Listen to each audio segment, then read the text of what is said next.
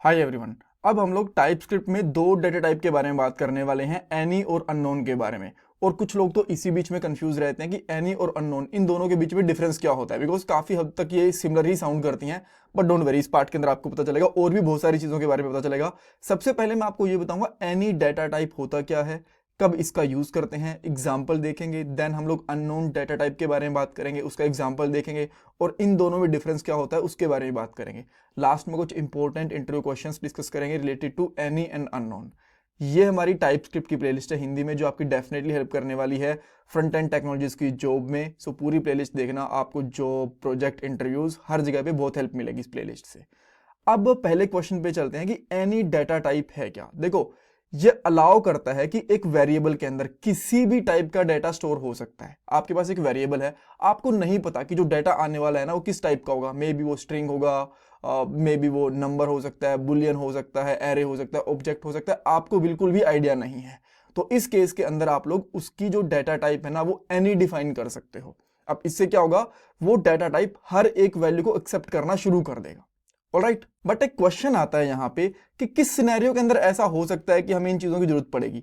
सबसे बड़ा सिनेरियो तब होता है जब आपके पास एक प्रोजेक्ट है जावास्क्रिप्ट का और आप उसको टाइप स्क्रिप्ट के अंदर माइग्रेट कर रहे हो। तो सारी की सारी जो डेटा टाइप्स होते हैं ना, एक बार में ही आप लोग डिफाइन नहीं कर सकते, धीरे धीरे आपको चीजों को सॉर्ट आउट करना होता है। उस टाइम पे कभी कभी जरूरत पड़ती है कि आप लोग जो वेरिएबल्स होते हैं, जो ऑब्जेक्ट्स वगैरह होते हैं, वहां पे एनी डेटा टाइप का यूज कर लो।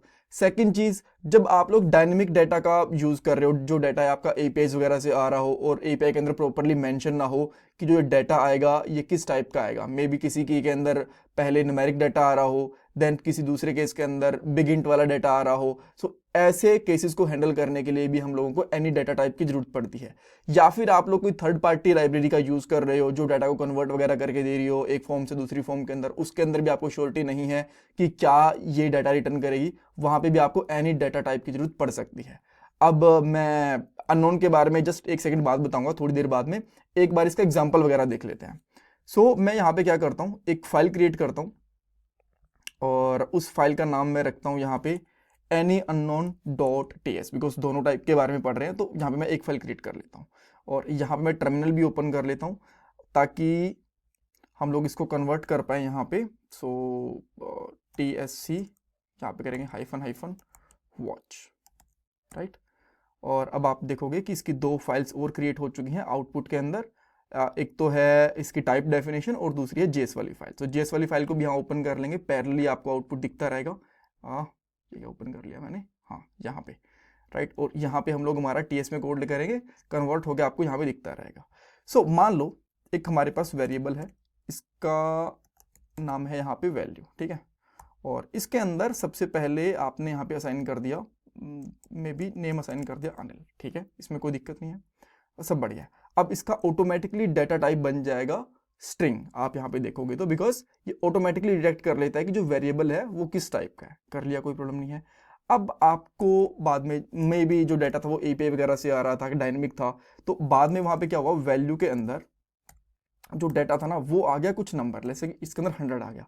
तो अब इस केस के अंदर क्या होगा कि आप देखोगे यार इसके अंदर तो ना जो डाटा है वो नंबर वाला आ गया और इसके अंदर पहले स्ट्रिंग था, तो हमें इसका जो डाटा है स्ट्रिंग प्लस नंबर दोनों रखना पड़ेगा। तो आप यहाँ पे आते हो और यहाँ पे बोलते हो भाई स्ट्रिंग भी आ सकता है इसके अंदर, कोलन करा आपने कि भाई इसके अंदर स्ट्रिंग भी आ सकता है, पाइप करके यहाँ पे बोल दिया कि बुलियन भी आ सकता है, इस तरीके से, ठीक है।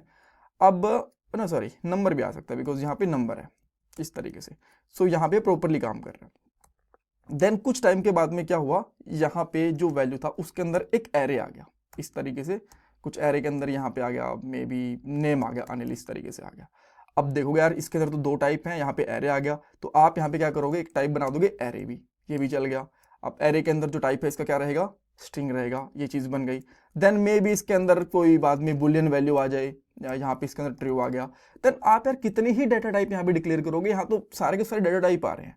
तो इस केस के अंदर आपको क्या करना चाहिए, इन सब को हटा के यहाँ पे लगा दो सिंपली एनी, कि भाई कुछ भी डाटा टाइप आ जाए ये सबको एक्सेप्ट करेगा। बाद में वैल्यू आई, इसके अंदर ऑब्जेक्ट डाल दिया, जो भी चीज आई प्रॉपरली काम करेगी, बिल्कुल भी इसमें दिक्कत नहीं आने वाली। बट एक इशू होता है एनी डाटा टाइप के साथ कि ये ना जो टाइप चेकिंग होता है उसका जो कह सकते हो पावर होता है उसको डिसेबल कर देता है, बिकॉज अब तो इसके अंदर कुछ भी डाटा आएगा। अदरवाइज हम लोग क्यों यूज करते हैं टाइप स्क्रिप्ट को कि इसके अंदर कोई स्पेसिफिक डाटा ही आ पाए, तो न्यूमेरिक वाला आ पाए या स्ट्रिंग वाला आ पाए इस तरीके से, बट अब तो इसमें कुछ भी आएगा।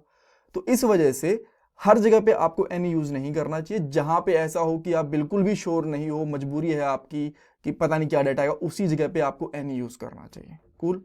अब मैं इसको एक बार के लिए यहाँ पे कमेंट आउट कर दे रहा हूँ, इसको कमेंट नहीं करते हैं, ऐसा पड़ा रहने देते हैं। और मैं यहाँ पे एक और वेरिएबल ले लेता हूँ जिसकी यहाँ पे वैल्यू रखता हूँ value1, एक नाम से मैंने ये रख लिया।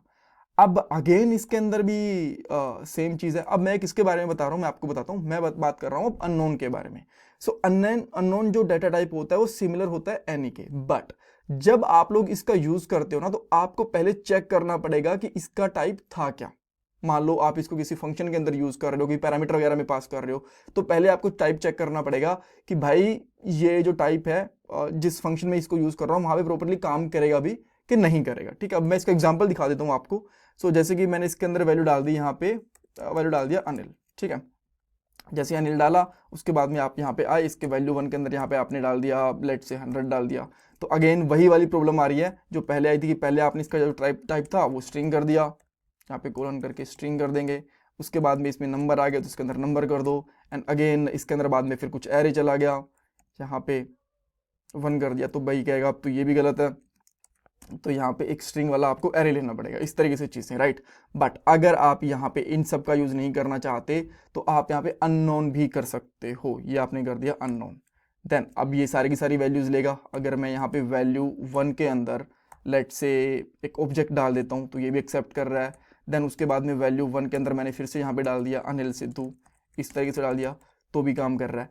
तो फर्क क्या है? फर्क ये है कि जब इसके अंदर जो मैंने वैल्यू असाइन कर दी, अब मैं इसको कहीं पे यूज करूंगा ना तो उसको मुझे चेक करना पड़ेगा कि क्या जो मैं यहाँ पे यूज कर रहा हूँ, मान लो मैं इसको जो ये स्ट्रिंग है इसको अपर केस में कन्वर्ट कर रहा हूँ, लोअर केस में कन्वर्ट कर रहा हूँ, सब स्ट्रिंग को बीच में से ब्रेक कर रहा हूँ, किसी फंक्शन के पैरामीटर में यूज कर रहा हूँ, उस टाइम के ऊपर क्या ये स्ट्रिंग ही है, कुछ और वैल्यू तो नहीं है, उस टाइम में चेक करना पड़ेगा, राइट। अब इसका मैं एक एग्जांपल दे देता हूँ आपको। जैसे कि मैं एक कंसोल डॉट लो करवाता हूँ यहाँ पे, इसका हम लोग चेक आउटपुट भी चेक करेंगे, बट एक बार के लिए देखो यहाँ पे कंसोल डॉट लो करवाया और मैंने यहाँ पे क्या कर दिया, value1 dot to upper case कर दिया, अपर केस, इस तरीके से मैंने इसको यूज कर लिया। तो जैसे मैंने इसको यहाँ पे यूज करा तो यहाँ पे इसने बता दिया, कहता value1 एक अननोन टाइप का वेरिएबल है, तो इसको यूज करने से पहले इसका टाइप चेक करो आप, क्योंकि ये अपर केस है स्ट्रिंग पे ही चलेगा तो स्ट्रिंग होनी चाहिए, पहले टाइप चेक करो। मैंने बोला ठीक है भाई, क्योंकि इस पे एरर भी आ रहा है तो एक बार चेक करते हैं कि क्या मैं इसका टाइप चेक कर लूंगा तो क्या एरर चला जाएगा। मैं यहाँ पे टाइप चेक करता हूँ, टाइप ऑफ, फिर डालता हूँ मैं यहाँ पे value1 और यहाँ पे करता हूँ इक्वल टू स्ट्रिंग। अगर भाई ये आ गया तो ये इसके अंदर आना चाहिए। ठीक है, देखो अब यहां से एरर चला गया, अभी प्रॉपरली काम कर रहा है और यहाँ पे आप चेक कर पा रहे हो कि इस तरीके से इसका यूज भी हो रहा है। ठीक है, ओके। हाँ, अब जब जावास्क्रिप्ट के अंदर ये कोड कन्वर्ट होगा तो ना ही कोई अननोन है ना ही कोई एनी है, तब इसके अंदर कोई प्रॉब्लम नहीं आएगी आपको। कूल। और अगर आप इसको रन भी करना चाहते हो ब्राउजर के साथ तो वो कर सकते हो। जैसे कि हमारे पास एक user.html वाला था, तो इसके अंदर मैं यहाँ पे डाल देता हूँ आउटपुट वाली फाइल को, हाँ आउटपुट, एंड देन आउटपुट के अंदर क्या आ जाएगा हमारा, एनी अननोन, ये वाली फाइल आ गई। और इसको मैं यहाँ पे एक बार के लिए रन करके देख लेता हूँ, रन विथ लाइव सर्वर,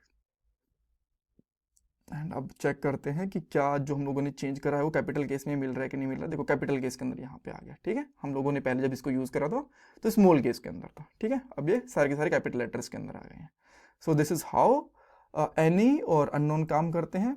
और डिफरेंस मैंने आपको बता दिया कि अननोन जब भी आप लोग यूज करोगे तो उससे पहले उसकी टाइप चेक करनी पड़ेगी, एनी के साथ ऐसा कोई सिनेरियो है नहीं। Thank you so much for watching this part guys.